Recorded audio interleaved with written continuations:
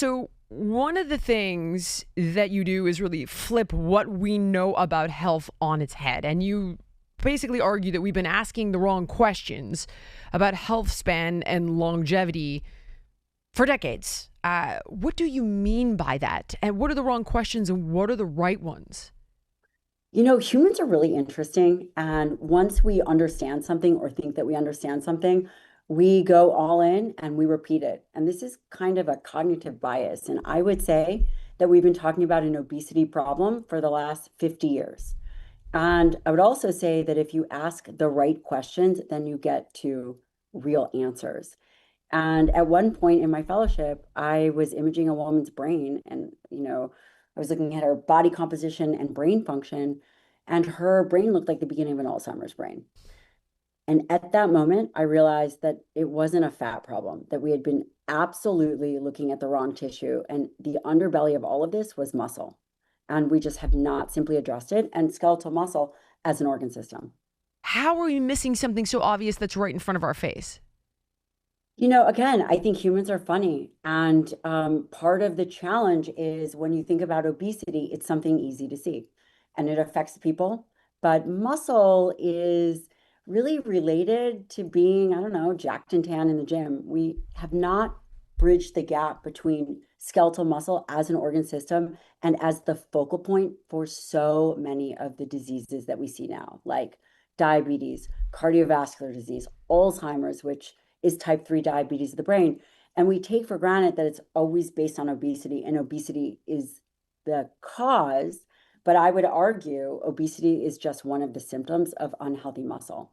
And if we can reorient ourselves to muscle as an organ system, then we can get true and lasting transformation. Because, it's not about what we have to lose, which is hilarious because I am talking to someone who has focused a lot of their career on what we have to lose. However, as you were doing that, I would say it's always been about muscle. And that is the focal point for health and wellness. And the smarter we get about skeletal muscle and we bridge the gap of it just being so that we look good, but really the organ of longevity, then we're going to be able to transform the world. I've always understood the importance of muscle with regard to longevity and metabolic health, right? And not breaking a hip when you're 70 years old and being able to pick up your grandchild when you're 80 years old. That part has always made sense. But when you start getting into things like cognitive decline and beating cancer if you have enough muscle, like this is something not just the average bear isn't making a connection on, but as we've just discussed, the vast majority of the medical community. Can you explain the connection there, right? So I'm thinking, I've got an Alzheimer's gene. I've got Parkinson's in the family. What is muscle going to have to do with that? Would you show me connect the dots? Yes. First of all, I love that you're actually willing to have a conversation about muscle and reorient ourselves when we think about what muscle does. So skeletal muscle, yes, we've already identified it as this organ system for being strong and being powerful and being fit. This is one small piece of which muscle is responsible for. But even more importantly, skeletal muscle is number one, your metabolic sink, the carbohydrates that you eat, the fuels that you ingest. When we are seeing issues with glucose, insulin, fatty acids, elevated triglycerides, we are eating mismatched to our muscle health. Muscle is the primary site for glucose disposal. At rest, healthy muscle burns fatty acids. It is an amino acid reservoir. So you had mentioned cancer. One of the things that kills people with cancer is cancer cachexia, rapid muscle wasting. Right. What You need individuals, to outlive the treatment I've seen you talk about. Like if you have enough muscle, you can survive the process of killing the cancer. if you ask me, nothing is more important. And even if you think about your brain, roughly 30 to 40% of your brain is responsible for movement. If we do not train our muscle, then when we think about twofold what happens to the brain, and I have seen data that those that engage in resistance training will help protect the brain from atrophy. I mean, that in and of itself, but also skeletal muscle. If you do not want to have metabolic disease, you must have healthy skeletal muscle. What? And if Alzheimer's is type 3 diabetes of the brain, it doesn't start in the brain.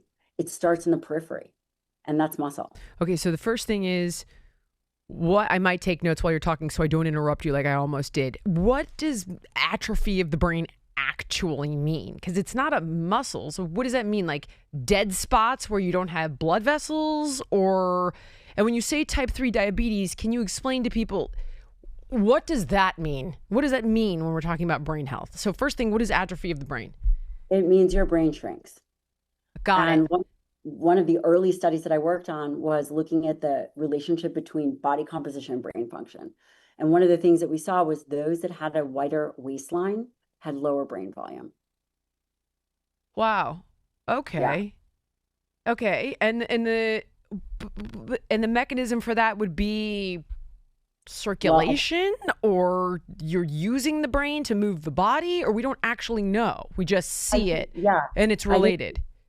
there's a multitude of reasons as to why I believe that to be true. And one of the things that we know is that the brain becomes insulin resistant, just like the body. Got it. And when the brain gets insulin resistance, a whole host of problems happen, similarly to what we see in the periphery. And that, so for example, if you are insulin resistant, then you have high levels of blood glucose. If you are insulin resistant, you are dealing with um, it's almost not metabolically healthy. And this isn't the perfect way to say it, but the brain is um, struggling from a healthy metabolic milieu. Got And it. I got it. when we think about Alzheimer's, again, the brain and the body are not that different. What is good for one thing is also good for the other. So if we have insulin resistance of our periphery, we will inevitably at some point get insulin resistance in our brain. And when that happens, you hear about all kinds of things that then come into play, whether it is tau proteins, and there's a whole host of things. And I don't think that we know exactly because Alzheimer's is a very big, obviously, a big field, but Yeah. that we know for sure is metabolic dysfunction of the periphery deeply affects the brain. When it comes to holiday gifting, I want to give people things that they'll love. Beautiful, timeless pieces that they'll wear for years. And that's one of the reasons I go with Quince. Everything's premium quality at a price that actually makes sense. Quince has something for everybody, whether it's silk tops and skirts for dressing up, perfectly cut denim for everyday wear, outerwear that actually keeps you warm and looks good. Their Italian wool coats, they're standout pieces. They're beautifully tailored, incredibly soft, and they're crafted to last for seasons. Every piece is made with premium materials from ethical, trusted factories, and they're priced far below what other luxury brands charge. The craftsmanship, it shows in every detail, from the stitching to the fit and the drape. It's elevated, timeless, and made to wear on repeat. I personally am obsessed with their super soft Mongolian cashmere sweaters. For only $50, they look and feel amazing. Guys, I find gifts so good, you're going to want to keep them with Quince. Go to quince.com/Jillian for free shipping on your order and 365-day returns. Now available in Canada too. That's QUINCE.com/Jillian to get free shipping and 365-day returns. Quince.com/Jillian. Can you give me a case study, for example, of a person that you have taken from A to Z, right? They aren't exercising. I'm guessing they probably are on 12 different medications. They probably have type 2 diabetes. They're probably on, the statins, the whole thing, insulin, the whole thing, whatever. Give me a real life example of somebody you've taken with this plan from start to finish. What does it look like? What can they expect? What happens? Okay, well, first of all, I think that your audience, they're very interested in health. Is that fair to say?